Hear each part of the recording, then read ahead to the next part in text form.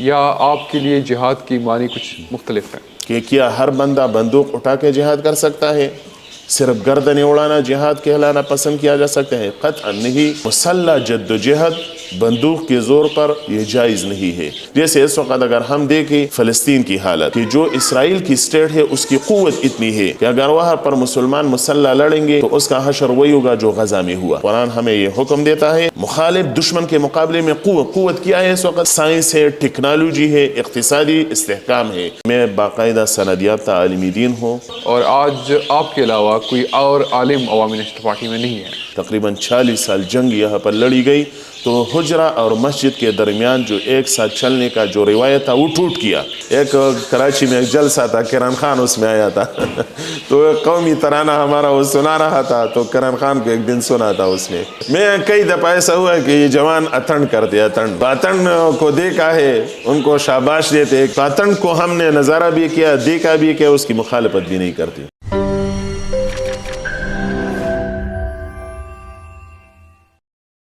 مولانا صاحب مجھے یہ بتائیں کہ مولانا خان زیب کون ہے؟ بہت شکریہ. مولانا خان زیب میرا نام ہے اور پختونخوا وطن باجوڑ سے میرا تعلق ہے. ناوگئی میرا گاؤں ہے اور دیرینہ طور پر، تاریخی طور پر خدائی خدمتگار سے ہمارا تعلق رہا ہے. ہمارے دادا باچا خان بابا کے ساتھ تھی اور پھر یہ سلسلہ اسی طرح چلتا رہا اور آج تک عوامی نیشنل پارٹی کے ساتھ ہم وابستہ ہیں. مولانا صاحب میں آپ کو ایک طرف مولانا بلا رہا ہوں اور دوسری طرف آپ کا تعلق ایک سیکولر جماعت سے ہے، عوامی نیشنل پارٹی سے ہے. یہ دونوں چیزیں بڑی تضاد کی ہیں. ایک سیکولر جماعت سے ایک مولانا کیسے الیکشن لڑ سکتا ہے؟ یہ بالکل بڑا اہم سوال ہے اور میرے خیال میں یہ عملی جواب ان سوالات کی ہمارے شکل میں موجود ہے. بنیادی طور پر عوامی نیشنل پارٹی یا جو بھی تحریک قومی تحریک رہی ہے، قوموں کی جو مشکلات اور مصائب ان پر آتی رہتی ہیں وقتاً فوقتاً، تو قوم کے اندر سے ایک تحریک اٹھتی ہے قوم کی نجات کے لیے.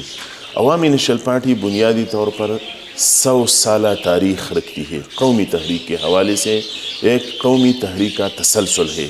جب ہم قومی تحریک کی بات کرتے ہیں تو قومی تحریک میں صنفی اور نسبی طور پر کوئی امتیاز نہیں رکھا جاتا. اسی طرح مذہبی امتیاز بھی اس میں نہیں ہوتا. یعنی جو بھی فرد اس معاشرے میں، اس سرزمین میں قوم کے ساتھ ہے، وہ عالم ہے، وہ اسکالر ہے، وہ ڈاکٹر ہے، وہ بزنس مین ہے، وہ عام پڑھا لکھا بندہ ہے، اس کو اس قومی تحریک کا حصہ رہنا چاہیے. اسی بنیاد پر تاریخی تسلسل بھی یہی ہے جو خدائی خدمتگار کی تحریک تھی باچا خان بابا کے ساتھ.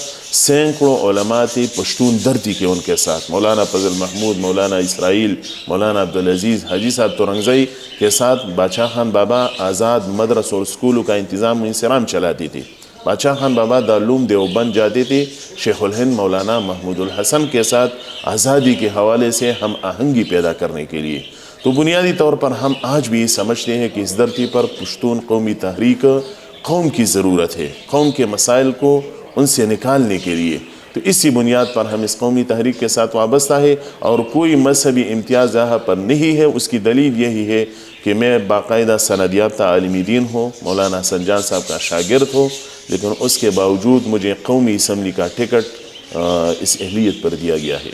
مولانا صاحب تو پھر یہ ہمیں عجیب کیوں لگ رہا ہے کہ عوامی نیشنل پارٹی میں جو آپ ذکر کر رہے ہیں کہ باچا خان کے دور سے جب باچا خان تحریک چلا رہی تھی اس وقت خیبر پختونخوا کے بڑے نامور علماء کرام ان کے ساتھ تھے، تو بیچ میں ایسا کیا ہوا کہ جو مذہبی طبقہ ہے ان کی راہیں کافی حد تک عوامی نیشنل پارٹی سے الگ ہو گئی اور آج آپ کے علاوہ کوئی اور عالم عوامی نیشنل پارٹی میں نہیں ہے؟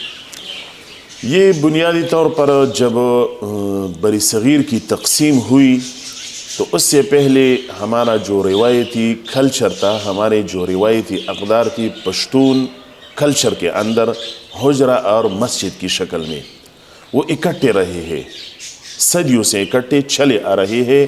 اور آزادی سے پہلے، انگریز کے جانے سے پہلے بھی اگر جہاد اور غزوات کے جو معرکے تھے یا جو سیاسی عدم تشدد کا جو مبارزہ تھا، उसमें ये हम आहंगी मौजूद थी, इकट्ठे एक साथ चलने के साथ। तकसीम के बाद ये मसाइल इस तरह पैदा हो गई कि कोई तकसीम के हक़ में था, कोई नहीं था।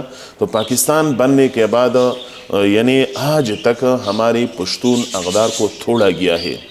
बड़े साइंस इंजीनियरिंग के ज़रिए हमारे रिवायात, हमारे अक़दार, हमारे पश्तूनवली के रिवायात को उसी के असरात हमारे सियासी कल्चर पर भी पड़े हैं। और फिर जो सन 1980 के बाद जो हालात यहाँ पर आके गुज़रे हैं, बड़ी ताकत इस ख़ित्ते में आई, तकरीबन 40 साल जंग यहाँ पर लड़ी गई। तो हुजरा और मस्जिद के दरमियान जो एक साथ चलने का जो रिवायत था वो टूट गया। अब अगर बात हम जब करते हैं तो 30-40 साल के हालात के तनाजुर में करते हैं। तारीख़ी तौर पर ऐसा नहीं है, लेकिन हम आज भी समझते हैं कि ये सब कुछ इकट्ठा हो सकता है। मौलाना फ़ज़ल महमूद मख़फ़ी जमीयत उलमा इस्लाम का अमीर था, और ख़ान अब्दुल वली ख़ान सूबा पुख्तनख्वा में इन्होंने इकट्ठी हुकूमत बनाई थी। आज भी इसी इलेक्शन में भी जमीयत उलमा इस्लाम और अवामी नेशनल पार्टी के दरमियान इत्तेहाद की हद तक बातें चल रही है। तो ये क़ुर्बती बढ़ सकती है, ये मुमकिनात है और ऐसा होना चाहिए, क्योंकि जब तक हम आपस में दूरियां नहीं ख़त्म करेंगे सियासी तौर पर और एक दूसरे के करीब नहीं आएंगे, तो इस पश्तून बेल्ट के मसाइल हल करना किसी एक पार्टी या एक बंदी की बस की बात नहीं। मौलाना साहब, आपका ताल्लुक़ चूँकि बाजोड़ से है, बाजोड़ वो इलाका है जो फाटा का एरिया है, एक्स फाटा है, अभी उसको मर्ज किया गया खैबर पख्तूनख्वा के अंदर। बाजोड़ में जितनी भी मजहबी तबका रहा, उन्होंने यहाँ पे जिहाद की काफ़ी हद तक प्रोपिगेशन की, और इस हद तक जिहाद की जितनी भी एक्टिविटीज़ की उसको उस हद तक डिनाई नहीं किया। आपके नज़दीक जिहाद की डिफिनीशन क्या है, और क्या जो इस वक्त जिहाद के नाम पे बहुत कुछ हो रहा है अफ़गानिस्तान के अंदर या पाकिस्तान के अंदर, मुख्तलिफ़ तंजीमें सरगर्म है, उस हवाले से आपका क्या ख्याल है कि उनके जिहाद जो है वो इस्लामी नुक्ते नज़र से जायज़ है, या आपके लिए जिहाद की मानी कुछ मुख्तलिफ है? जिहाद इस्लाम के जो बुनियादी फ़लसफ़ा है और अफ़कार है, उसका एक बुनियादी रुकन है। असल में जिहाद के बजाय जो जंग का तस्वुर हम पेश करते हैं, तो उसका माखज़ बुनियादी तौर पर कुरान करीम है। कुरान करीम ने उसको क़िताल कहा है। जिहाद एक बड़ा जामे लफ्ज़ है। जिहाद का इतलाक़ आप सिर्फ लड़ाई पर, जंगों पर नहीं कर सकते। जैसे कि हदीस में एक रसूलुल्लाह सल्लल्लाहु अलैहि वसल्लम ने फरमाया, अफ़ज़लुल जिहाद मन क़ाल कलिमत हक़्क़िन इंद सुल्तान जाइर। बेहतरीन जिहाद, बेहतरीन मुजाहिद वो है जो ज़ालिम को ज़ालिम कहे, जिसको हम सियासी इस्तिलाह में ज़ालिम के ख़िलाफ़ उठ खड़ा करना कहते हैं। क़िताल जिहाद कौन कर सकता है, इसकी तशरीहात, ताबीरात इस्लामी माखिज़ में मौजूद है। और अगर हम बात करते हैं जो आज़ादी की तहरीक यहाँ पर चली थी, यहाँ पर जो अंग्रेज़ साम्राज्य का राज था, उस वक़्त मुक़द्दस जिहाद था, क्योंकि इस खित्ते की आज़ादी की लड़ाई थी।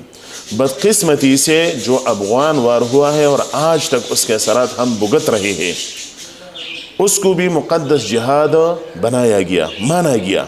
लेकिन अब ये बात तो मुनस्सा शुहूद पर आ चुकी है, उसकी तस्दीक हो चुकी है कि ये दो सुपर पावर के दरमियान लड़ाई थी।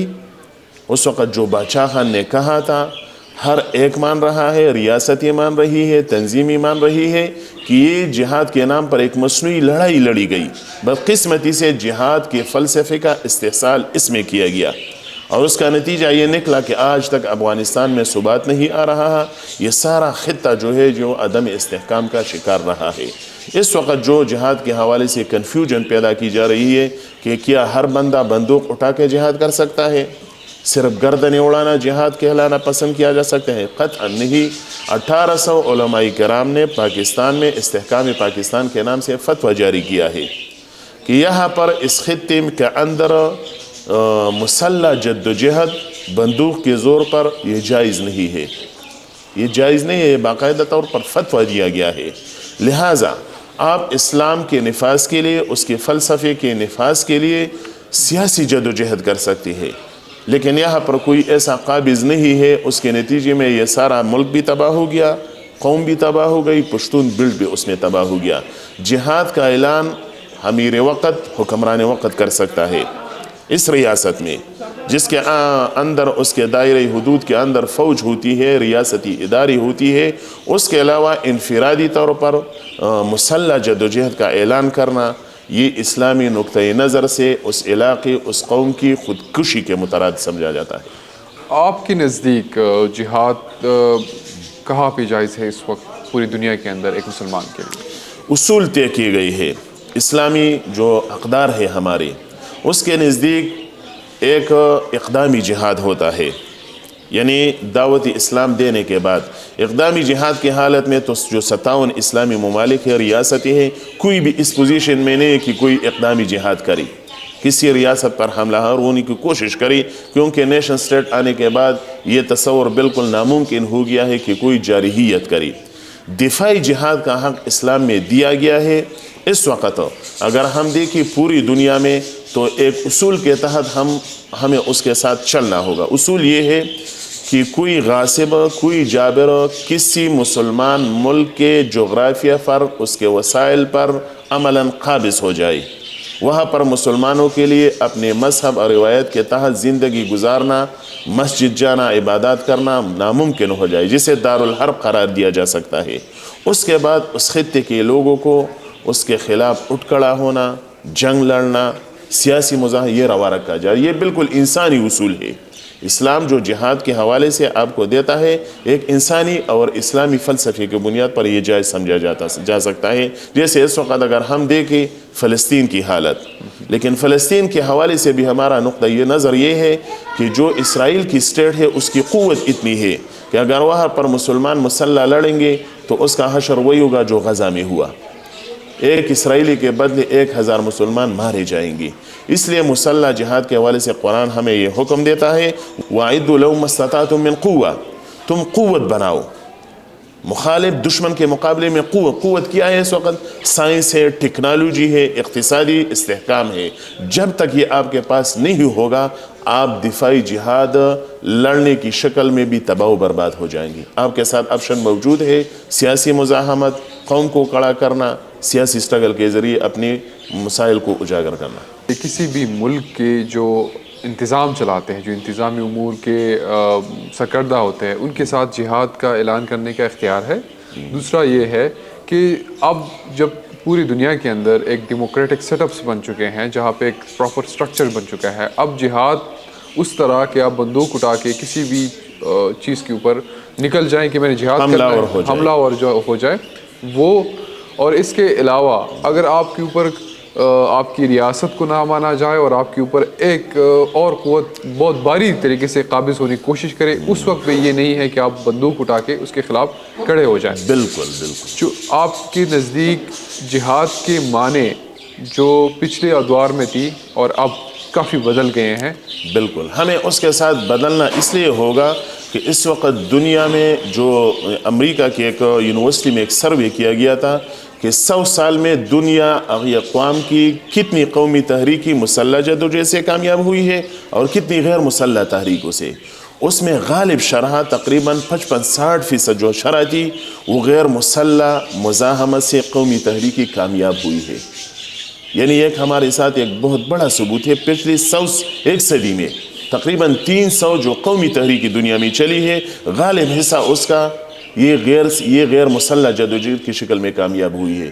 تو جب قوم کی نجات کا آپ کے پاس ایک آپشن موجود ہے، ایک کے علاوہ دوسرا آپشن موجود ہے اور غیر مضر موجود ہے، تباہ کن بھی نہیں ہے، تو میرے خیال میں اس کو اختیار کرنے کے حوالے سے اسلام میں کوئی ممانعت نہیں ہے۔ رسول اللہ صلی اللہ علیہ وسلم کی زندگی کے 13 سال جو ادوار تھی، 13 سال مکہ کی زندگی میں وہ یہ غیر مسلح جدوجہد تھی جسے ہم عدم تشدد کہتے ہیں۔ مولانا صاحب اب آتے ہیں آپ کے خطے کے اوپر، باجوڑ چونکہ اس وقت بھی اور پچھلے ادوار میں بھی دہشت گردی کا کافی حد تک نشانہ رہا، یہاں پہ بہت ساری مسلح گروپس آئی، اس نے ان علاقوں پہ کافی حد تک قابض ہوئے اور یہاں پہ پھر سیکیورٹی فورسز نے آپریشنس بھی کیے، اور یہاں سے پھر افغانستان کے اوپر ایک بہت بڑا انفلوئنس کیا، کیونکہ ایک بارڈر لائن ہے بہت بڑی افغانستان کے ساتھ، اور افغانستان کا تو ہمیں معلوم ہے کہ وہاں پہ کیا ہو رہا ہے پچھلے 30-40 سال سے۔ مجھے بتائیے گا کہ آپ جب جہاد کا یہ کانسیپٹ یہاں کے لوگوں کو بتاتے ہیں یا اپنا بیان کے ذریعے، اپنی سیاسی کیریئر کے ذریعے، تو یہاں کے لوگوں کا آپ کے حوالے سے کیا ریئیکشن ہوتا ہے؟ کیونکہ شاید باجوڑ کے عوام نے ایسا کوئی مولانا نہیں دیکھا ہوگا جو جہاد کی اس طرح کی تعریف کرے، اور پچھلے ادوار میں جتنی بھی مذہبی طبقے رہے ہیں انہوں نے جہاد کی ٹھیک ٹھاک پروپیگیشن کی ہے، اس خطے کے اندر بھی اور چاہے اس خطے سے باہر افغانستان یا کہیں اور۔ ہماری بات اس وقت بہت زیادہ سنی جا رہی ہے اس خطے میں، قوم ہمیں بالکل ٹھیک سمجھتی ہے اپنی بات ان کے سامنے کہنے میں۔ اس کی بنیادی وجہ یہ ہے کہ جو مسلح جدوجہد یہاں پر ہوئی ہے، جنگی ہوئی ہے، اس کے نتیجے میں یہاں پر فوجی آپریشنی ہوئی ہے، ہمارے گھر بار بازار مسجد ہو جا سب کچھ ملیا مٹ ہو گیا اس میں۔ جب اس کے بعد ہم یہ بات کرتے ہیں کہ مسلح جدوجہد تباہ کن ہے، کیسی تباہ کن ہے؟ جیسے آپ نے کل دیکھا ہے، تو لوگ بالکل ہماری بات سنتے ہیں۔ وہ سمجھتے ہیں کہ ہمیں سیاسی طور پر غیر مسلح طور پر اپنی سٹرگل کو جاری رکھنا چاہیے، نہیں تو اس کا نتیجہ یہی نکلے گا جو کل نکلا ہے۔ باجوڑ سے وزیرستان تک یہ پورا خطہ اس میں تباہ ہو چکا ہے۔ تو ان حالات کے جو حقائق ہمارے سامنے آئے ہیں، لوگوں نے اپنی آنکھوں سے دیکھا ہے۔ لوگ اب سمجھتے ہیں بالکل لڑائی کے نام سے یہاں پر نفرت ہو گئی ہے۔ جہاد سے انکار نہیں ہے، جہاد تو مقدس فریضہ ہے، لیکن اسلام اس کے اصول آداب و ضوابط بتاتا ہے۔ یہ نہیں ہے کہ کوئی میرے ساتھ کسی اور کے ساتھ اختلاف کر کے اٹھے اور کہے کہ بس بھائی مارو، قتل کرو، اڑاؤ۔ یہ لوگ بالکل متنفر ہو چکے ہیں اس طرح کی لڑائیوں سے۔ تو یہ سمجھتے ہیں ہم کہ ہمیں حالات نے ایک سپیس دیا ہے، ایک موقع دیا ہے لوگوں کو سمجھانے کا، اور سیاسی مزاحمت پر لوگوں کا جو اعتماد ہے وہ بڑھ رہا ہے، اس کے نتائج بھی وہ دیکھ رہی ہے۔ کیونکہ جب لڑائی ہو جاتی تھی تو گھر بار گاؤں سب وہ گرفتار ہو جاتا تھا، تباہ کیا جاتا تھا۔ جب ہم سیاسی سٹرگل کرتے ہیں، یعنی بات کرتے ہیں، جلسہ کرتے ہیں، پاسن کرتے ہیں، دھرنا دیتے ہیں، تو اس کا پریشر بھی بڑھ جاتا ہے، اور 2 دن 3 دن کے اندر قوم کا وہ مسئلہ بھی حل ہو جاتا ہے۔ تو لوگوں کا اس بار پر اب اعتماد بڑھ رہا ہے کہ بالکل یہ لڑائی، یہ جھگڑے، یہ مسلح قصے اب یہاں پر ختم ہونی چاہیے۔ آپ کے نزدیک یہاں پہ آپ یہ کہہ رہے ہیں کہ یہاں پہ اگر آپ کے مسائل ہیں تو اس کا حل جو ہے وہ آپ سیاسی طریقے سے ڈائلاگ کے ذریعے، سیاسی جو طریقہ کار ہوتا ہے جمہوری سٹرکچر کے اندر، اس کے اندر آپ ڈھونڈے جا سکتے ہیں، نہ کہ ایک مسلح جہاد کیا جائے کسی بھی ریاست یا ادارے کے خلاف۔ ان سب کے ہونے کے باوجود آپ یہ کہہ رہے ہیں کہ لوگ اب ہماری بات سن رہے ہیں، لیکن شاید اس خطے کے اندر یا باجوڑ یا قبائلی اضلاع کے اندر آپ کے علاوہ کوئی اور مولانا نہیں ہے جو اس طرح جہاد کو ڈیفائن کرے اور لوگوں کو اس طرح کی ترغیب دے۔ آپ میرے خیال سے اکیلے بندے ہیں جو اس وقت اسی فلسفے پہ قائم ہے کہ مسلح جدوجہد کسی بھی صورت اس خطے میں مسائل کا حل نہیں ہے۔ 2 بڑی بنیادی باتیں ہیں۔ پہلی بات یہ لازمی ہے کہ ہم جو باتیں کرتے ہیں، جو مسئلہ یہاں پر پیدا ہوا ہے ریاست کی غلط پالیسیوں کی، افغان پالیسی کی ناکامی کی وجہ سے پیدا ہوا ہے۔ ہم جب بات کرتے ہیں تو وہ ریاستی پالیسیاں اب بھی تبدیل نہیں ہوئی ہے۔ جب ہم پارلیمان کے سپریم ہونے کی بات کرتے ہیں، جب تک پارلیمان کو آپ خود مختار نہیں بنائیں گے، مسائل ریاستی طور پر قوموں کے اندر حل نہیں ہوں گے۔ دوسری بات جو آپ نے پوچھی کہ میری آواز اکیلی ہے، ایسا نہیں، حقائق اس کے مختلف ہے۔ جیسے میں باجوڑ کی مثال دیتا ہوں، مولانا عبدالرشید جمعیت علماء اسلام کا یہاں کا امیر ہے، سابقہ سینیٹر بھی رہ چکی ہے۔ 3 سال 2 سال سے ہم سب وہ اکٹھے امن احتجاج کر رہے ہیں اس خطے کے حوالے سے۔ اسی طرح بہت سے سینکڑوں درجنوں کے حساب سے علماء، مستند سندیات علماء کرام، وہ امن کی بات کر رہے ہیں۔ یعنی ضروری نہیں ہے کہ، لیکن مسئلہ یہ ہے کہ بہت کم ان کی آواز کو ریکارڈ پہ لایا جاتا ہے، ان کو سنا جاتا ہے۔ لیکن چونکہ ہماری ایک سیاسی پوزیشن ہے تو وہ لوگ زیادہ سنتے ہیں، لیکن ہم اکیلے اس میدان میں نہیں ہیں۔ اگر ہم اکیلے ہوتے تو شاید یہ آواز بھی دب جاتی، لیکن ہمیں بہت زیادہ توقعات بھی ہے اور بہت زیادہ ساتھی، بلکہ باجوڑ میں نہیں، مومن میں، وزیرستان، خیبر تک مسجدوں میں اب امن کی باتیں ہو رہی ہے، مدرسوں کے اندر امن کی باتیں ہو رہی ہے، کیونکہ مدرسوں اور مسجد اور علماء کرام بھی اس دھرتی کے بچے ہیں۔ کوئی ایسا نہیں ہے کہ ان کا گھر افغانستان میں ہے یا ہندوستان میں ہے، لیکن میرے خیال میں یہ آواز اب بڑھ رہی ہے، اس کا حجم زیادہ ہو رہا ہے، اور اسی لیے یہ بات ہمیں حوصلہ دیتا ہے کہ ہم اس بات کو مزید تقویت دے دیں کہ جنگ و تشدد یہ مسائل کا حل نہیں ہے. ریاستی طور پر اور قومی طور پر ہم پشتونوں کو یہ بھی بات بتاتے ہیں کہ پشتون کے بچے یہ جنگ کے لیے پیدا نہیں ہوئے. ہم نے وال چاکنگ کی ہے اس الیکشن کے لیے, دیواروں پر نعرے لکھے ہیں کہ پشتون بچی بھی زندگی کا حق رکھتے ہیں, پشتون بچے جنگ کا ایندھن نہیں ہونا چاہیے, پشتونوں کی نسل کشی جنگ کے ذریعے بند ہونے چاہیے. ہم جنگی اقتصاد کے بجائے صنعتی اقتصاد چاہتے ہیں, اور یہ بات, یہ بیانیہ قوم اب قبول کر رہی ہے. مولانا صاحب, جس جماعت کا آپ نے نام لیا, جماعت علماء اسلام, وہ شاید پاکستان کے اندر جہاد کی ترغیب نہیں دیتی اور جہاد سے منع کرتی ہے, لیکن وہ افغانستان میں جہاد کو سپورٹ کرتی ہے یا دنیا میں کئی اور بھی جہاد کو سپورٹ کرتی ہیں. تو پھر آپ وہی کھڑے ہو جاتے ہیں کہ آپ اکیلے ایسے انسان ہیں جو پوری دنیا میں جہاد کو اس وقت جائز اس طرح نہیں سمجھتے, اس کے لیے کچھ لوازمات آپ نے کہے ہیں. اور یہ جو جس جماعت کا آپ نے نام لیا ہے, یہ جماعت اب بھی جہاد کے کانسیپٹ کو اسی طرح افغانستان کے اندر بھی جہاد کو جائز سمجھتا ہے, اور چاہے فلسطین کے اندر بھی ہو رہا ہے تو ادھر بھی جائز سمجھتا ہے. تو آپ کو نہیں لگتا کہ ابھی بھی یہاں کے مذہبی طبقوں کے اندر یا اس طرح کی جو مذہبی سیاسی جماعتیں ہیں وہ ابھی بھی جہاد کے حوالے سے کافی حد تک کنفیوژن کا شکار ہے, یا وہ اپنی حد تک تو نہیں چاہتے, باقیوں کے اوپر وہ جہاد جو ہے وہ ضرور چاہتے ہیں؟ بالکل, یعنی جماعتوں کی حد تک تو بہت مشکل ہے کہ ہم کہیں کہ پالیسیاں بدل گئی یا رویے بدل گئی ہے, لیکن ہم بات اپنے علاقے کے انفرادی ماحول کے اندر کر رہے ہیں.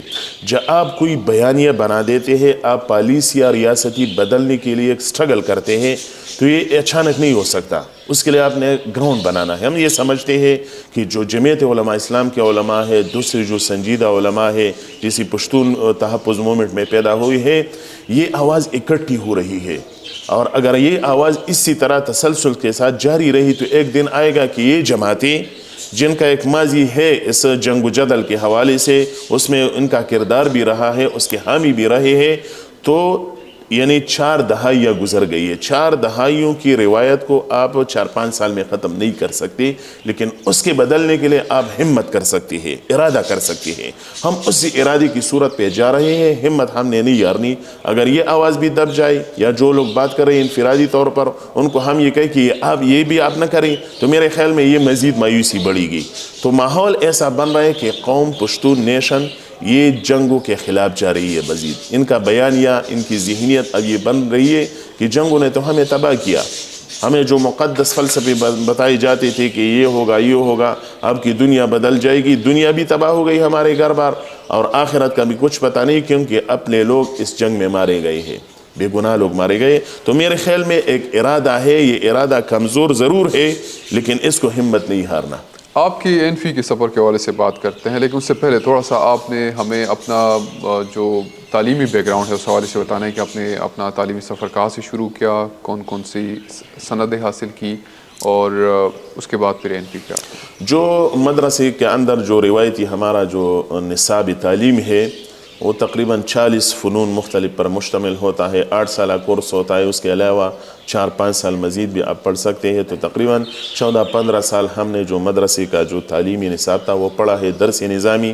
اس حوالے سے شیخ حسن جان شہید جو تھا ایک بہت بڑا دینی اسکالر تھا, وہ ہمارا استاد تھا. مولانا عبدالسلام رستمی ہمارا استاد تھا. مولانا عبید اللہ چترالی ہمارا استاد تھا. اور جو خیر المدارس ایک وفاقی بورڈ ہے مدارس کا, اس سے ہم نے 1999 میں باقاعدہ سند حاصل کی ہے.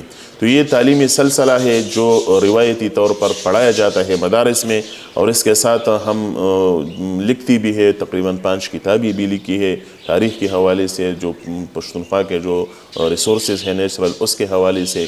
تو مختلف حوالے سے اسی طرح جو دینی مسائل ہوتے ہیں لوگ اس میں کنفیوژن کا شکار ہو جاتے ہیں, روایتی طوروں کو بتایا جاتا ہے.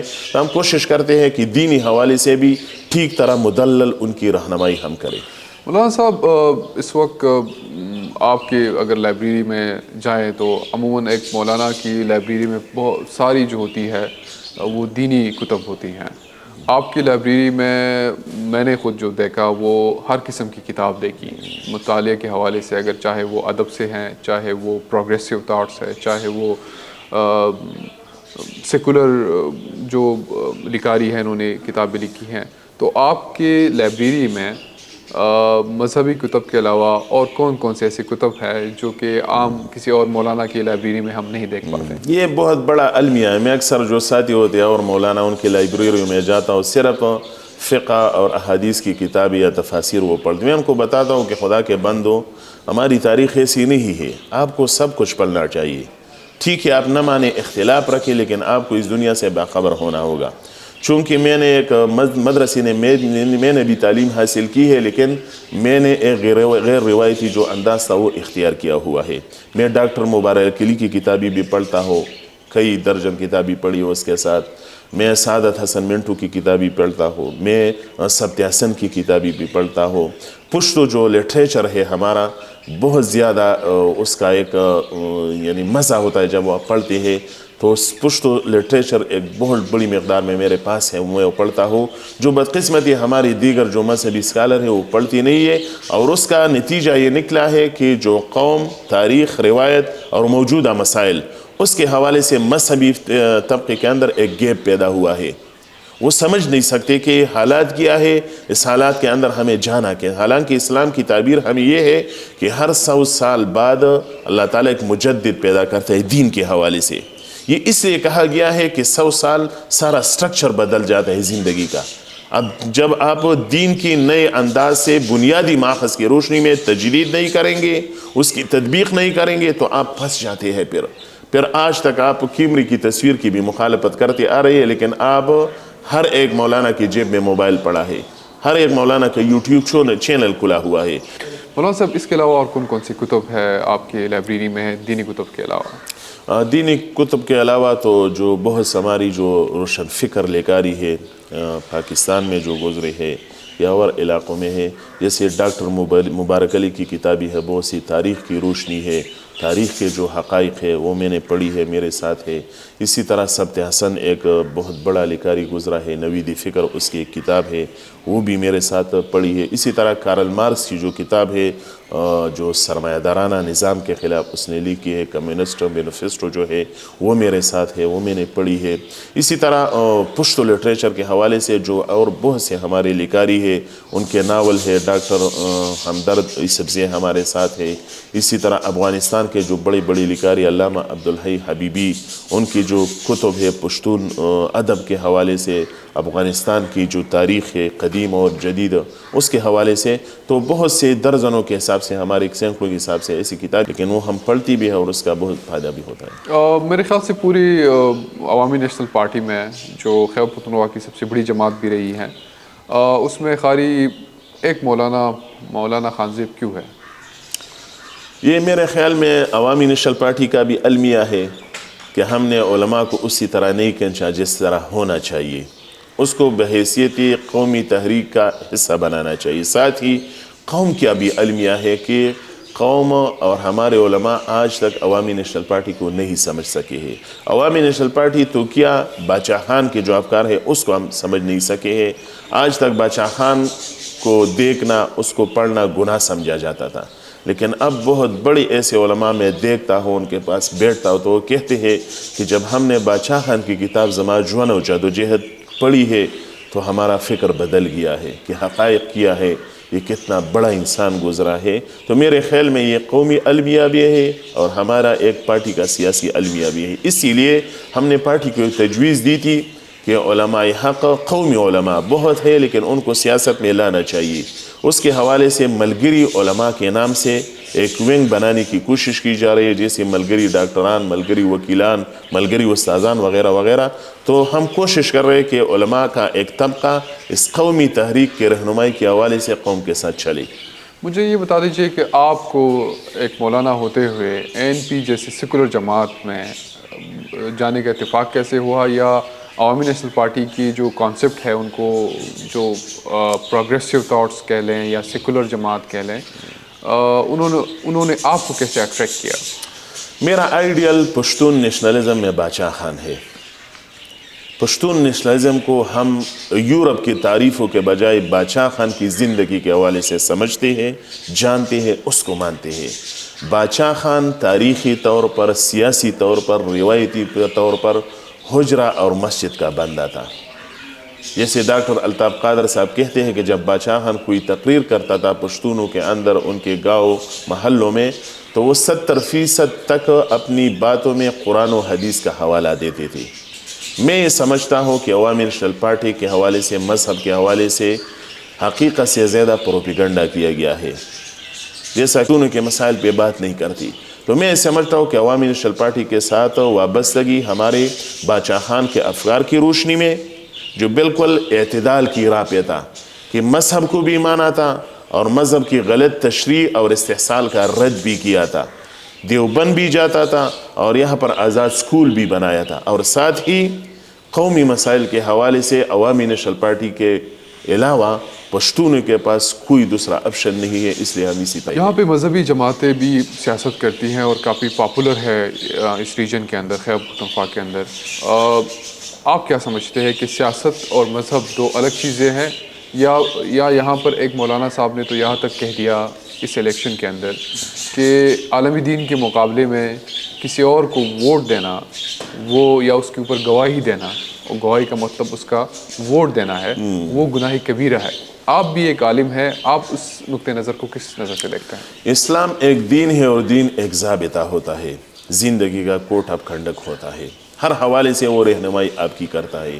سیاست کے حوالے سے بھی اسلام آپ کی رہنمائی کرتا ہے. جب بات سیاست کی آ جاتی ہے تو جو بنیادی اختلاف ہے اس سے ہمیں انکار ہے، اور جو نہیں ہونا چاہیے وہ یہ کہ آپ اپنی ذاتی شخصی سیاسی غرض کے لیے اسلام کا استحصال کریں کہ آپ مجھے ووٹ دے دے. جیسے پچھلے ایک الیکشن میں مولانا تقریر کر رہا تھا کہ وہ جو پرانا گاؤں ہے اگر اس نے ہمیں ووٹ دیے تو مذہبی گاؤں ہوگا، ووٹ نہیں دی تو وہ غیر مذہبی گاؤں ہوگا. اب کس قرآن اور سنت کی روایت میں یہ فیصلہ ہے، کس دلیل پہ آپ یہ کہہ رہے ہیں کہ وہ مذہبی ہوگا وہ غیر مذہبی؟ پشتون سارے مذہبی ہے، ہر پشتون کے گاؤں میں مسجد مدرسہ ہے. ہمارے جو باجوڑ کی مخصوص روایت ہے مومن میں بھی ہے، دوسرے جو قبائلی علاقے ہیں آپ حجرے میں بھی آج ہمارے دیکھ سکتے ہیں کہ مسجد حجرہ ہم نے اکٹھے بنائی ہے، یہ جدا نہیں ہے. لیکن بدقسمتی سے اس کو توڑ دیا گیا، اس کو ایک دوسرے سے جدا کیا گیا، اس کے نتیجے میں ہمارے اقدار ٹوٹ گئی. تو مذہب کا، اسلام کا اپنی غرض کے لیے سیاسی استعمال، سیاسی استحصال اس نے تباہی کی ہے، اس نے سارے معاشرے کو ہمارے ناکارہ بنایا ہے. اس سے احتراز کرنا ہوگا. سیاست کرے اپنی منشور پر، اپنے مسائل پر، اپنے انداز میں. اسی لیے تو اب مذہبی جماعتوں کے ساتھ بیانیہ ختم ہو گیا ہے، وہ لوگوں کے ساتھ بات کرنے سے ہچکچاتے ہیں کیونکہ لوگ آپ کو اس بنیاد پر ووٹ نہیں دیتے کہ آپ جنت میں جائیں گے. جنت میں جانا عمل اور عقیدے کی بنیاد پر ہے. ووٹ کا تعلق قوم کے مسائل سے ہے. لوگ کہتے ہیں کہ ہمیں اپنے مسائل کا حل بتا دو، ہم آپ کے ساتھ چلیں گے. وہ نہیں دے سکتی تو ان کی مقبولیت کا گراف اب سیاست میں کم ہو رہا ہے. نوجوان ان سے پیچھے ہٹ رہے ہیں، نوجوان ان علماء کی بات نہیں سن رہے جن کے مسائل پہ وہ بات نہیں کرنا چاہتے. اس لیے ہم سمجھتے ہیں کہ وقت بدل گیا ہے. اسلام کا استحصال یہ بہت بڑا دین ہے، اس کو اتنے چھوٹے پن پہ لینا یہ میرے خیال میں اسلام اور اس بڑے مذہب کے ساتھ زیادتی ہے. آپ کو باجوڑ جیسے علاقے میں جہاں پہ ہر ہفتے وہ دہشت گردی کے بہت بڑے بڑے واقعات ہو رہے ہیں، اس وقت عوامی نیشنل پارٹی کو اور آپ کو بحیثیت ایک امیدوار سیکیورٹی لحاظ سے کتنے چیلنجز کا سامنا ہے؟ افغانستان میں جو کچھ ہوا پچھلے 40 سال سے اس لڑائی کے ساتھ ہماری بنیادی اختلاف تھا کہ ٹھیک ہے افغانستان میں جو بھی ہے وہ افغان ملت کا کام ہے، وہ کسی کے ساتھ دوستی کرتی ہے، دشمنی کرتی ہے، کوئی آ کے ان سے لڑتا ہے وہ لڑیں گے. ہمیں ان کو اسلحہ دینے کے بجائے انسانی، اخلاقی اور اسلامی حمایت ان کی کرنی چاہیے. ہم نے ان کے مسائل میں اپنے آپ کو فریق بنایا، مداخلت کی. ہم یہ اختلاف رکھتے تھے کہ یہ آگ ایک دن اسی طرح بھی آئے گی، یہ اباسین اور اٹک سے بھی پار جائے گی. وہ آگ اب پہنچ چکی، اب اس کو بجھا نہیں سکتی. 2008 اور 13 کے درمیان جو کچھ ہوا وہ اسی بنیادی طور پر جب افغان غلط پالیسی بنائی گئی تھی، عوامی نیشنل پارٹی کو اس کے خلاف مزاحمت کی سزا دی گئی. لیکن اس وقت کچھ لوگ یہ کہتے تھے بلکہ ہنستے تھے کہ عوامی نیشنل پارٹی کا شخصی مسئلہ ہے. اب بات جمعیت علماء اسلام کے سر پر اٹھپ کی ہے، ان کے جلد سے ٹارگٹ ہو رہی ہے. وہ کمپین نہیں کر سکتے اس الیکشن کے دوران، وہ بالکل گھروں میں محصور ہو چکے ہیں. اور صرف باجوڑ میں نہیں، وزیرستان ہنگو تک ان کی یہی حالت ہے. اس لیے ہم سمجھتے ہیں کہ عمومی طور پر اس سارے الیکشن مہم کے دوران بدامنی کے واقعات بھی ہو رہی ہے. ہر ایک امیدوار کو مشکلات ہے. جیسے رات کے بعد شام ہوتی ہے ہم مہم نہیں چلا سکتی. گھر سے ٹھیک ہے ہم نکل بھی جاتے ہیں لیکن کوئی ذمہ داری سیکورٹی ہماری نہیں ان حالات کی. اسی طرح مسلسل تھریٹ بھی آ رہی ہے, امیدواروں کی بھی آ رہی ہے مختلف گمنام ناموں اور کالوں سے. تو جب ان حالات میں آپ الیکشن میں جاتے ہیں تو بہت زیادہ مشکلات ہوتی ہیں. لیکن کوئی ایسے ٹارگیٹڈ واقعات یا مسائل نہیں ہے جس سے طرح 2008 اور 2013 کے درمیان تھی, لیکن جو عمومی فضا بنی ہے خوف و ہراس کی, اس کی زد میں ہم بھی ہے اور کچھ لوگ ایسے ہیں کہ وہ براہ راست اس میں پھنس چکے ہیں. ابھی اس خطے کے اندر یہ بدل گیا کہ عوامی نہضت پارٹی تو ٹارگٹ تھی, جماعت علماء اسلام بھی اس وقت جتنی بھی دہشت گرد تنظیمیں ہیں ان کی ٹارگٹ پہ ہیں. جو سب سے بڑا حملہ ہوا وہ آپ کے حلقے باجوڑ کے اندر ہوا جماعت اسلامیہ کی جلسے پہ, اور اس کے بعد ایک کنٹینیوس ٹارگٹ کلنگ اور واقعات جو ہیں اس وقت بڑھ رہے ہیں. تو آپ کیا سمجھتے ہیں کہ یہ کیا ایسا پیراڈائم شفٹ کیا گیا کہ جو مولوی حضرات کو یا علماء کرام کو یا جتنی بھی مذہبی جماعتیں تھیں ان کو ایک خاص قسم کی ایک پروٹیکشن حاصل تھی پوری دہشت گردی کے اندر, اس کو اتنا ٹارگٹ نہیں کیا جاتا تھا. اب وہ چیز عوامی نہضت پارٹی کے ساتھ ساتھ جماعت علماء اسلام اور باقی جو مذہبی جماعتیں ہیں وہ بھی ان کے نشانے پہ آ گئی. تو یہ کیا معاملہ ہوا ہے؟ یہ بدامنی بنیادی طور پر اس خطے کا مسئلہ ہے, اس سارے بیلٹ کا مسئلہ ہے جو پشتون بیلٹ میں ہم رہے, افغانستان پختونخوا جنوبی پختونخوا تک. عوامی نیشنل پارٹی کو جو ٹارگٹ کیا جا رہا تھا اس وقت براہ راست ایک لڑائی چل رہی تھی افغانستان کے اندر, اور جو دوسری مذہبی جماعت ان کی حمایتی تھی ان کو سپورٹ کر رہی تھی اعلانیہ طور پر ہر حوالے سے. اب جو ہم دیکھ رہے ہیں سمجھ رہے ہیں کہ عوامی نیشنل پارٹی کا ایک اصولی موقف تھا, کوئی ذاتی مسئلہ ذاتی غرض اس کے اندر نہیں تھی بلکہ اس خطے کے امن کے حوالے سے ہے. وہ اب بہت سے لوگ جان بھی چکے ہیں, سمجھ بھی رہے ہیں, مان بھی رہی ہے. جو مذہبی جماعتی تھی ان کے اندر تنظیمی لڑائیاں اندر چھڑ گئی ہے. کل تک یہ ان لڑائیوں کو یہ جواز مہیا کرتے تھے کہ مسلح جدوجہد کے ذریعے اسلام لانا ہے, غیر ملکی طاقتوں کو شکست دلانا ہے, امریکہ کو شکست دلانا ہے. امریکہ 15 اگست 2021 کے بعد نکل گیا. اب جو مسلح تنظیمی ہے اب بھی ان کا وجود برقرار ہے اس بیلٹ میں, وہ کسی نہ کسی شکل میں متحرک ہے.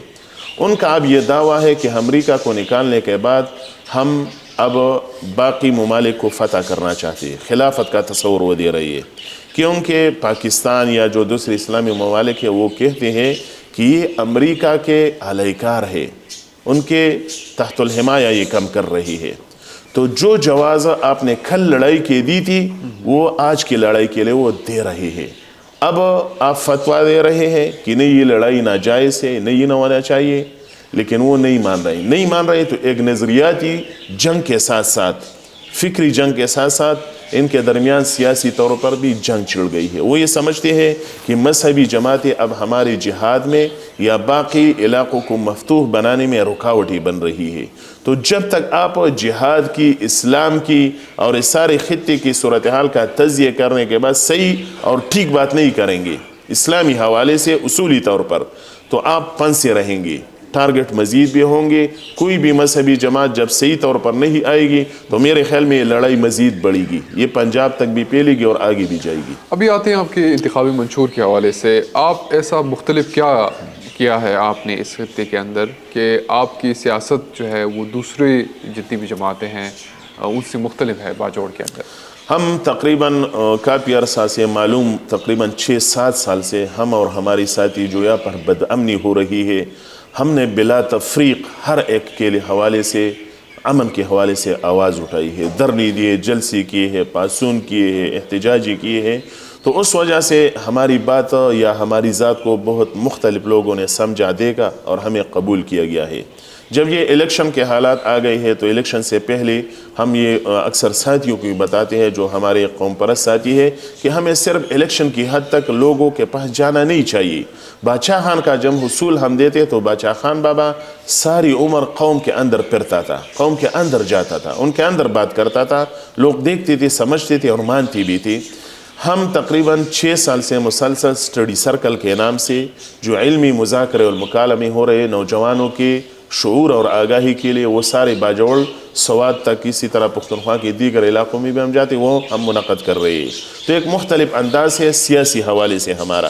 ساتھ ہی جب الیکشن کی بات آ گئی تو الیکشن کے حوالے سے لوگوں کے پاس بہت سے لوگ ایسا بیانیہ نہیں ہے، ان کے ساتھ کوئی انتخابی پروگرام نہیں ہے۔ ہم نے عوامی نیشنل پارٹی کی صوبائی منشور کی روشنی میں ضلع باجوڑ کے لیے ایک مخصوص الیکشن منشور بھی بنایا ہے، چونکہ ہماری معلومات کے مطابق ہمارا حلقہ جو باجوڑ کا NA8 ہے وہ ساری پاکستان کے آبادی اور ووٹر کے لحاظ سے اس وقت قومی اسمبلی کا سب سے بڑا حلقہ ہے۔ تو بہت زیادہ آبادی بھی ہے، تقریباً 7 لاکھ کے قریب ووٹر ہے اس میں۔ ہم نے تقریباً 50,000 کے قریب یہ جو اپنا منشور ہے گھر گھر پہنچایا، ہر دکان پہنچایا، لوگوں کو پہنچایا، اور جو قومی مسائل ہیں جن پر آج تک باجوڑ کے اندر بات نہیں کی گئی ہے، افغانستان کے ساتھ ہمارے نواپاس جیسی کگا پاس تاریخی جو راستے ہیں، تاریخی شاہراہ ہے، لیٹھائی کنڈو گاہی کنڈو تک، اس کو ہم نے منشور میں شامل کیا۔ یونیورسٹی کی ہم نے بات کی ہے، کالجوں کی، اور ہم نے وال چاکنگ میں ہماری جو طالبات بچیاں ہیں، لڑکیاں، ان کے لیے کالج بنانے کی وال چاکنگ ہم نے کی ہے مختلف انداز میں۔ ہم نے منشور میں شامل کیا ہے وال چاکنگ اس کے لیے کی ہے کہ عورتیں ہمارے گھروں میں بیٹھ رہی ہے لیکن ان کے ساتھ کوئی ہنر نہیں ہے۔ اپنی عورتوں کو، بہنوں کو، ماؤں کو ہنرمند بنانا یہ ہم اپنا فریضہ سمجھتے ہیں۔ اگر ہمیں موقع ملتا ہے تو ہم اسی منشور اور قومی مسائل کی بنیاد پر باجوڑ کے مسائل کے حل کے لیے کوشش کریں گے۔ تو ایک مختلف انداز ہے ہمارا جو مہم انتخابی، وہ بھی ذرا غیر روایتی ہے۔ جو بڑے بڑے خان یہاں پر کڑے ہیں وہ بہت کم گھرانے سے، ہم بازاروں میں جاتے ہیں، مسجدوں میں ہم باتیں کرتے ہیں، حجروں میں ہم جاتے ہیں، نوجوانوں کے پاس ان کے جو کھیلوں کے گھروں اس میں ہم جاتے ہیں۔ تو مطلب یہ ہمارا ایک غیر روایتی انداز ہے سیاست میں، اور لوگ بہت پسند بھی کر رہے ہیں اور قوم اس کو دیکھ بھی رہی ہے، جس کو ہم سمجھتے ہیں۔ اگر عورتوں کی اسپیسیفکلی بات کی جائے مولانا صاحب، تو باجوڑ کو ایک کنزرویٹو معاشرہ یہاں پہ کہا جاتا ہے کہ یہاں پہ عورتیں جو ہے وہ گھر تک محدود ہے، اور کافی حد تک جو ہے ان کو اس طرح کی آزادی نہیں ہے جو کہ ہمارے اقدار کے اندر ہونی چاہیے۔ آپ کیا سمجھتے ہیں کہ خواتین کے لیے، آپ اسپیسیفکلی خواتین کی پروگریس کے لیے کیا بنیادی پروگرام لے کے آ رہے ہیں یا اپنی منشور کا حصہ ہے؟ ایک میں آپ کو سہیل صاحب ایک عجیب بات بتا دوں۔ پشتون بیلٹ میں یہ یعنی بیلٹ کے حوالے سے ہمارا جو ایک پروپیگنڈا کیا جاتا ہے کہ پشتون اپنی بچیوں کو نہیں پڑھاتی، لیکن حقیقت یہاں پر کیا ہے اس کو ساری دنیا نہ سمجھ رہی ہے۔ یہاں پر تعلیم کے ادارے نہیں ہے۔ سارے باجوڑ کے لیے صرف لڑکیوں کا 1 ڈگری کالج ہے، 13 لاکھ کی آبادی کے لیے، 6.5 لاکھ عورتوں کے لیے۔ اسی طرح اسکولوں کے حوالے سے اگر ہماری منشور میں شامل ہے کہ ہر تحصیل میں ہم نے لڑکیوں کا ڈگری کالج دینا ہے۔ جب آپ ادارے دیں گے تو بالکل یہ غلط پروپیگنڈا ہے کہ پشتون اپنی بچیوں کو نہیں پڑھاتے۔ اپنے روایات، اقدار و کلتور کے اندر آج بھی ہماری بچیاں تقریباً بہت زیادہ پرائمری اسکول جاتی ہے، لیکن پرائمری اسکول کے بعد یہاں پر ہائی اسکول نہیں ہے، ہائی اسکول کے بعد یہاں کالج نہیں ہے۔ تو کس طرح ہم یہ مانیں کہ پشتون اپنی بچیوں کو نہیں پڑھاتے؟ آپ سہولیات دے، ادارے دے۔ ہم اس لیے یہ سمجھتے ہیں کہ یہ پشتون انسان ہے، اس ریاست کے باسی ہے، ان کو آپ وہ بنیادی حقوق دے۔ پھر ان سے گلا کرے کہ یہ جنگجو ہے، یہ متشدد ہے، یہ دہشت گردی وغیرہ وغیرہ۔ جب آپ ان کو زندگی کی آسانیاں نہیں دیں گے تو پھر یہ کیا کریں گے؟ یہ کہاں پر جائیں گے؟ تو میرے خیال میں ہم بہت مختلف انداز میں ہم نے یہ شامل کیا منشور کے اندر کہ عورتوں کو ہنر سکھانے کے لیے ہم باقاعدہ یہاں پر سینٹر قائم کریں گے۔ گھروں میں ہماری عورتیں پرانے زمانے میں قالینی بناتی تھی، بہت سی سلائی کے ذریعے وہ بہت سے اوزار علاقائی کلتوری بناتی تھی۔ اب وہ سب کچھ ہمارا ختم ہو گیا ہے، کیونکہ گھروں کے اندر بھی ہنر نہیں سکھایا جاتا اور حکومت ریاسی طور پر بھی اس کا انتظام نہیں ہے۔ تو انشاءاللہ ہم کوشش کر رہے ہیں کہ عورتی آبادی کا آدھا حصہ ہے۔ اسلامی تاریخ کے حوالے سے عورت کی تجارت، اس کا ہنر، اس کے ذریعے کمائی کوئی ممانعت نہیں ہے، اسلام نے اس کی ترویج ہمیں دی ہے، لیکن مسئلہ یہ ہے کہ یہاں پر سہولیات نہیں ہے۔ سہولیات کو پروپیگنڈا بنا کے کہا گیا ہے کہ پشتون تعلیم کے خلاف ہے، تعلیم کو یہ کلتور کے خلاف سمجھتے ہیں۔ بالکل ایسا نہیں ہے، بالکل لوگ جا رہے ہیں، اپنی بچیاں بیچ رہے ہیں، لیکن مسئلہ یہ ہے کہ آگے ان کے لیے انتظام و انصرام نہیں ہے۔ آپ خواتین کا سیاست میں آنا کے حوالے سے کیا رائے رکھتے ہیں؟ پشتون بیلٹ ایک روایتی بیلٹ ہے۔ اسلامی حوالے سے عبد الرحمن ابن عوف جو خلافت کی جو کمیٹی بنائی گئی تھی عثمان ابن عفان رضی اللہ عنہ کے دور میں، وہ بتاتے ہیں کہ میں گھروں میں جا کے عورتوں سے پوچھتا تھا کہ کون مسلمانوں کا خلیفہ ہونا چاہیے، اس لیے یہاں پر ووٹ کو عورتوں کے لیے قانونی حق بھی دیا گیا ہے۔ تو باقاعدہ طور پر یہاں پر عورتیں ووٹ ڈالنے کے لیے نکلتی ہے، باجوڑ میں تو بہت زیادہ مقدار میں نکلتی ہے، کوئی ممانعت نہیں ہے، لیکن چونکہ مشکلات خواتین کے حوالے سے صرف سیاست میں نہیں ہے، ساری زندگی میں ہے، تو اس میں سیاست بھی حق اس کا حصہ بنتا ہے۔ سیاست میں حصہ اس لیے کم ہے کہ آپ کی عورتوں کا اقتصاد میں حصہ کم ہے، تعلیم میں حصہ کم ہے۔ پہلے آپ نے جب اقتصاد و تعلیم کا مسئلہ حل نہیں کیا تو سیاست میں حصہ آپ نہیں بڑھا سکتی، اور یہی ایشو ہے، جب عورت نہیں مل رہی امیدوار بنانے کے لیے تو عوامی نیشنل پارٹی کسی کو زور زبردستی تو نہیں نکال سکتی۔ جو خواہش رکھتی ہے، جیسے چترال جیسے ایک پسماندہ ضلع میں ہماری ایک امیدوار ہے خدیجہ چترالی، اس نے پچھلے بلدیاتی الیکشن میں 7,000 کے قریب ووٹ لیے تھے، لیکن مسئلہ یہ ہے کہ سیاست کے علاوہ مسائل ہیں، سیاست کے علاوہ ہم نے مسائل حل کرنے ہیں، تو انشاءاللہ یہ سیاست کا مسئلہ بھی حل ہو جائے گا۔ مولانا صاحب، اس کے علاوہ آپ کیا سمجھتے ہیں کہ یہاں پہ خواتین کو اور کیا مسئلے ہیں جو آپ اگر آپ منتخب ہوئے تو ان کے لیے آپ حل کریں گے، یا ایسے چیلنجز ابھی اس معاشرے کے اندر ہے جو خواتین کا ان کو سامنا ہے، خاص کر باجوڑ کے اندر؟ اب بنیادی جو چیلنجز ہیں ہمیں خواتین کے حوالے سے، تو وہ تعلیم کا مسئلہ ہے۔ تعلیم کے مسئلے پر ہم نے سب سے زیادہ فوکس کرنا ہے۔ تعلیم کے بعد عورتوں کو اقتصاد میں ان کا حصہ ڈالنے کے لیے، ان کو خود کفیل کرنے کے لیے ہم کوشش کریں گے کہ ایسے انداز میں ان کے لیے ہم اقتصادی طور پر ایک حصہ پیدا کر سکے، جیسے گھروں کے اندر جو ہنر سکھائے جاتے ہیں یہ بہت آسانی طریقے سے ہو سکتا ہے۔ اب بھی ہمارے گاؤں میں ایسا ہوتا ہے کہ عورت سلائی کرتی ہے، سلائی کی کمائی سے وہ اپنا گھر بھی پالتی ہے۔ بے شمار بیوائیں ہیں، ہزاروں کی تعداد میں، جنگوں میں ہمارے بہت سے لوگ قتل ہوئے ہیں، یہاں پر بھیک مانگنے پر وہ مجبور ہو رہی ہے۔ جتنا یہاں پر مرد متاثر ہے اس سے زیادہ یہاں کر خواتین متاثر ہے، لیکن مسئلہ یہ ہے کہ عورتوں کے مسائل پر آج تک کوئی بات یہاں پر نہیں کی جاتی۔ سیاست میں تو وہ بالکل تبصرے سے خارج کی گئی ہے۔ پہلی دفعہ ہم نے منشور میں باجوڑ جیسے ایک دور دراز علاقے میں عورتوں کے مسائل کو شامل کیا ہے، تعلیم کے حوالے سے، اقتصاد کے حوالے سے، ان کو اپنے پاؤں پہ کھڑا ہونے کے لیے۔ تو انشاءاللہ ہمارا ایک سوچ موجود ہے، وقت کے ساتھ کوشش کریں گے کہ جو دیگر مسائل ہیں ان کے حوالے سے، صحت کی سہولیات کا تو یہاں پر بالکل کوئی نام و نشان نہیں ہے۔ بڑا ہسپتال سارے ضلع کا ہمارا، وہ مردوں کا بوجھ نہیں اٹھا سکتا، تو خواتین یا گھروں میں بس بیمار ہو کے ٹھیک ہو جاتی ہے یا وہ مر جاتی ہے۔ اسی طرح غربت ایک بہت بڑا مسئلہ ہے، غربت کے اثرات پوری معاشرے میں ہمارے گھروں پر بھی ہے، تو ہم کوشش کریں گے کہ اقتصاد کو بہتر کر کے تجارتی جو ایکٹیویٹیز ہے ان کو بڑھا کے اس مسئلے کو قابو کریں۔ نوجوان کے لیے آپ ایسا کیا مختلف پروگرام لا رہے ہیں؟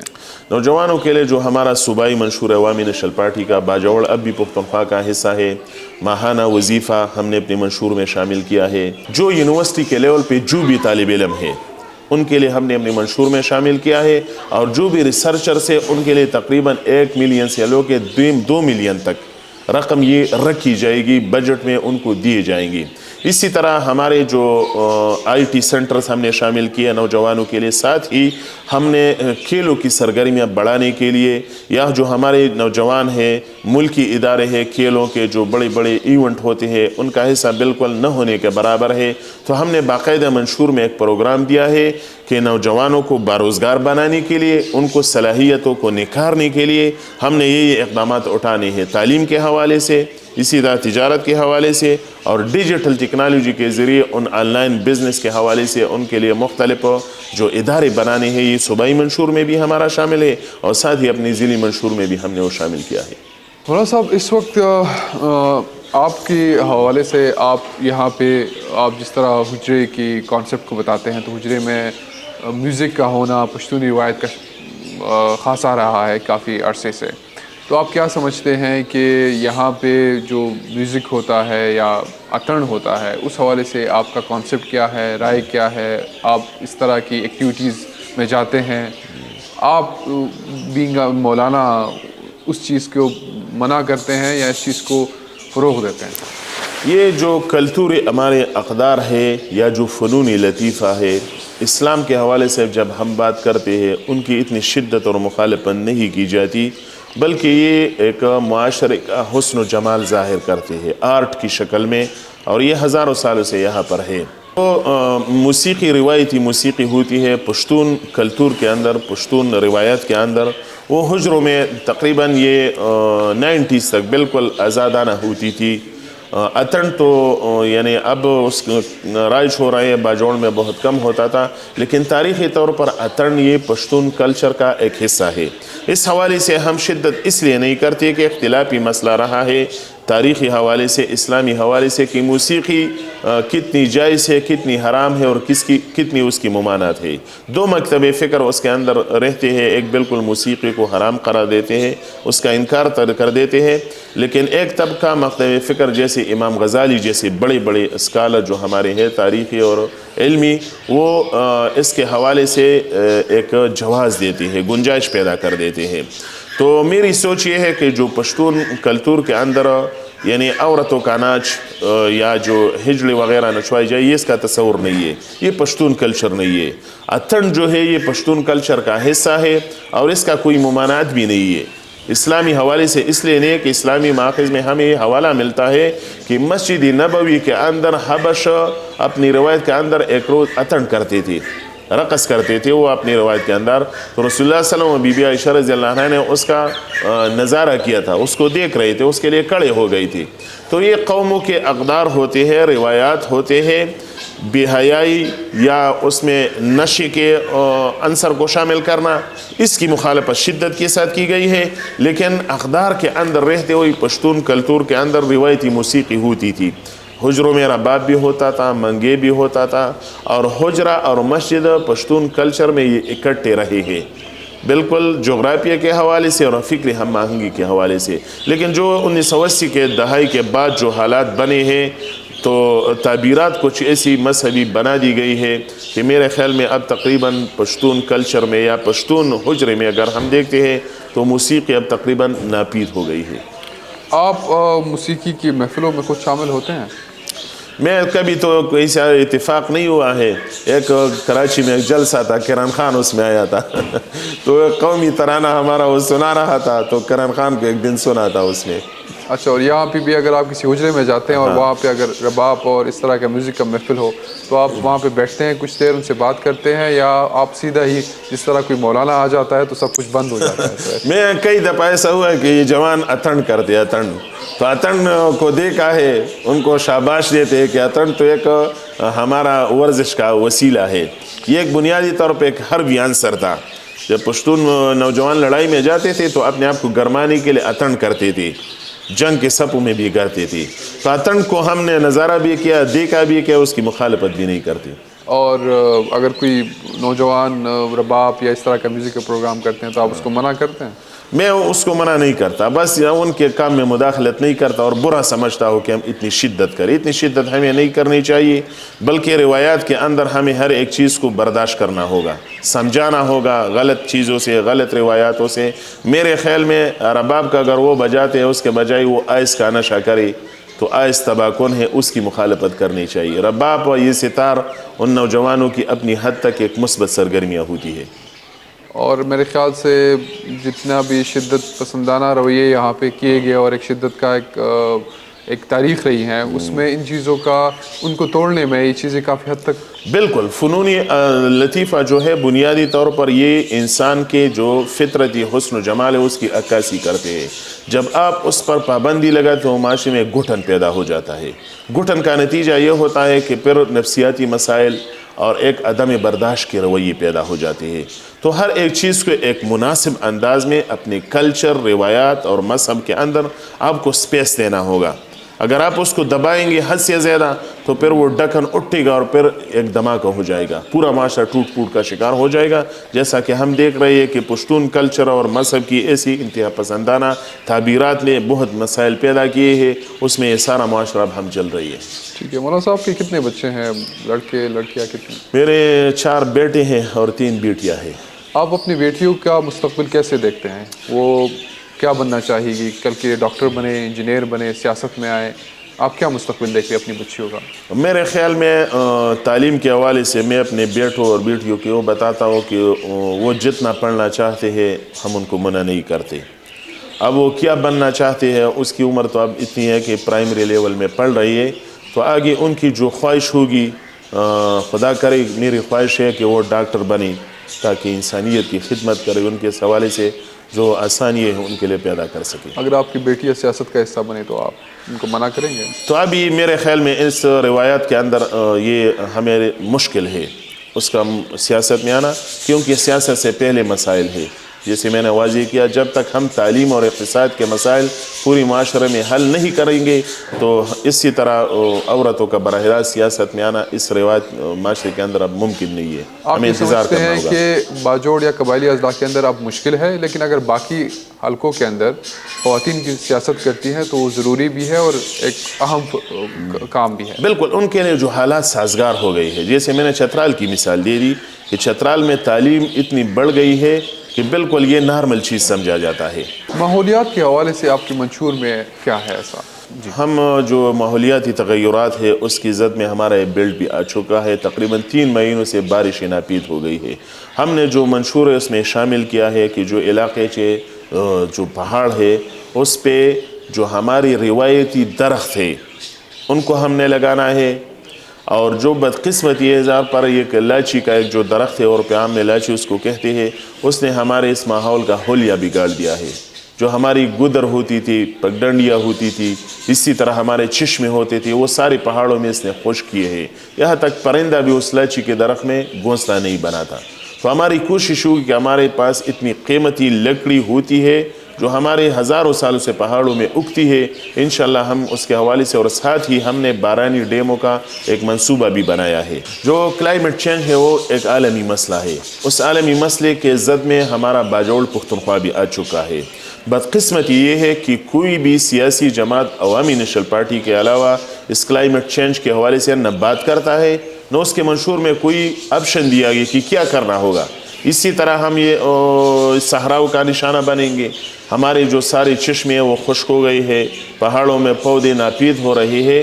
تو ہم نے اپنی صوبائی منشور میں اور ضلعی منشور میں باقاعدہ طور پر ایک منصوبہ بندی کی ہے کہ کلائمیٹ چینج کے حوالے سے ہم جتنا بھی کر وہ ہمیں کرنا ہوگا, بہت کم وقت میں کرنا ہوگا. جنگلات ہم نے وہ مزید اگانے ہوں گے. اسی طرح وہ جو مضر پودے ہوتے ہیں, درخت ہوتے ہیں, ان کی جگہ ہم نے وہ پہاڑوں میں درخت لگانے جو یہاں پر ہزاروں سالوں سے اگ رہی ہے.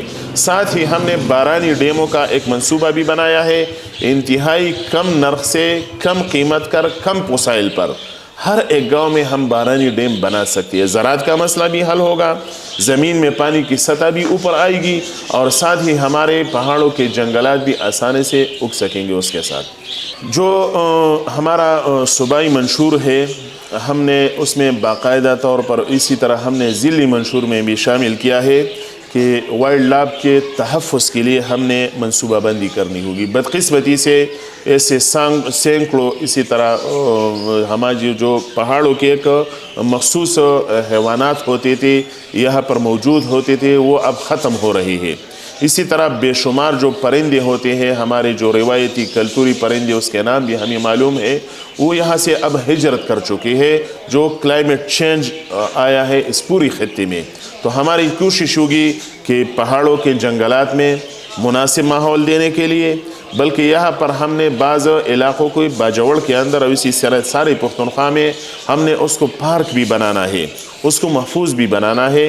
جب اس کو ہم محفوظ ماحول دیں گے تو ہم یہ توقع رکھتے ہیں کہ انشاءاللہ ہماری یہ جو ضروری زندگی ہے انسانی زندگی کے ساتھ وائلڈ لائف کی شکل میں یہاں پر تحیات رہے گی.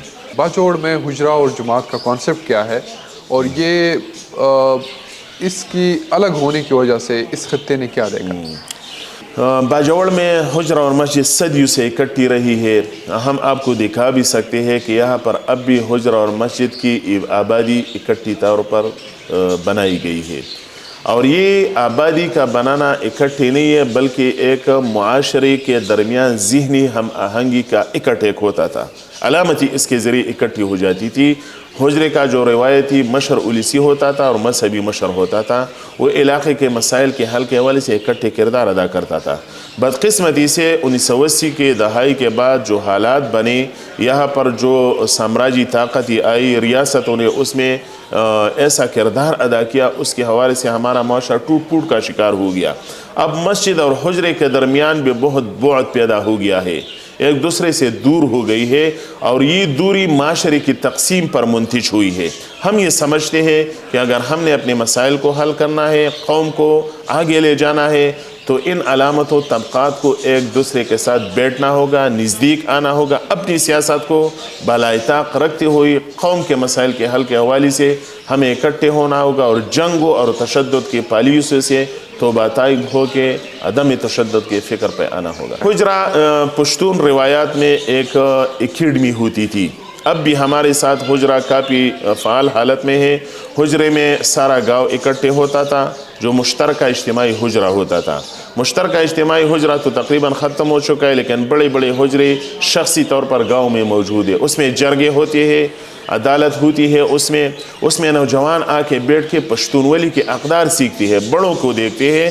جب سے ہمارے حجرے کا کلچر کمزور ہوا ہے, اس کے اثرات یہ پڑ گئے کہ مشران اور نوجوانوں کے درمیان ذہنی طور پر دوریاں پیدا ہو گئی ہے. اس لیے ہم یہ کہتے ہیں کہ حجرے کو آباد کرنا ہوگا روایتی انداز میں. آج بھی ہمارا حجرہ پاکستان کی عدالت سے زیادہ فیصلے کرتا ہے, مشران زیادہ فیصلے کرتے ہیں, لیکن اس ادارے کو اٹھانا گو حالات کے تبدیلی اور تغیرات کے ساتھ ساتھ. اور اگر مسجد اور حجرہ ایک ساتھ چلے تو اس خطے میں کیا تبدیلی لائے جائے؟ اس خطے میں میرے خیال میں جو قوم کی تقسیم ہے بنیادی طور پر, اور اس کی تقسیم کے نتیجے میں ہم سیاسی طور تقسیم ہو گئے ہیں, اپنے مسائل کے حوالے سے تقسیم ہو گئے ہیں. اب جب یہ اکٹھے ہوگا, ایک جگہ پر آئیں گے, تو ہم یہ سمجھتے ہیں کہ اس مسائل کے حل کے حوالے سے ہم مثبت سرگرمیاں بڑھا سکتے ہیں بہت آسان انداز میں, آسانی سے, لیکن اس کو اکٹھے ہونے میں بہت زیادہ مسائل ہے بھی. آپ جب ایک مولانا ہو کے عوامی نیشنل پارٹی کی طرف سے الیکشن لڑتے ہیں تو لوگوں میں تو یہ تاثر بڑا عجیب لگے گا, بڑا ڈفرینٹ لگے گا. ان لوگوں کو آپ کیسے متاثر کرتے ہیں کہ میں مولانا عوامی نیشنل پارٹی جیسے سیکولر جماعت سے الیکشن لڑ رہا ہوں, تو یہ کوئی عجوبی کی بات نہیں ہے؟ یہ بالکل, یہ عجوبہ تو ان لوگوں کو ہے جنہوں نے ہمیں دیکھا نہیں ہے. لیکن باجوڑ ہمارا ایسا علاقہ ہے کہ تقریباً اگر میں یہ کہوں کہ باجوڑ کی 80% آبادی مجھے ذاتی طور پر جانتی ہے. ہم مسلسل سیاسی طور پر فعال رہے ہیں, بلکہ دہائیوں سے ہمارا ایک گرانی کا سیاسی اثر ہے اس علاقے میں ہماری پارٹی کے مشران کا. اور میں ذاتی طور پر تقریباً سیاست میں 15-18 سال سے مسلسل متحرک ہوں. تو لوگ ہمیں دیکھ رہے ہیں, ہمیں سن رہے ہیں. جنہوں لوگوں نے ہمیں دیکھا ہے, سنا ہے, تو ان کے پاس صرف الیکشن میں ہم نہیں جا رہی. تو میرے خیال میں ان کے لیے زیادہ تو اچنبھی کی بات نہیں ہے. لیکن جو نہیں جانتی, جب وہ بات ہم ان کے سامنے کر دیتے, وہ بھی ہمیں بڑا مثبت رسپانس دیتے ہیں, سنتی بھی ہے اور اپریشیٹ بھی کرتی.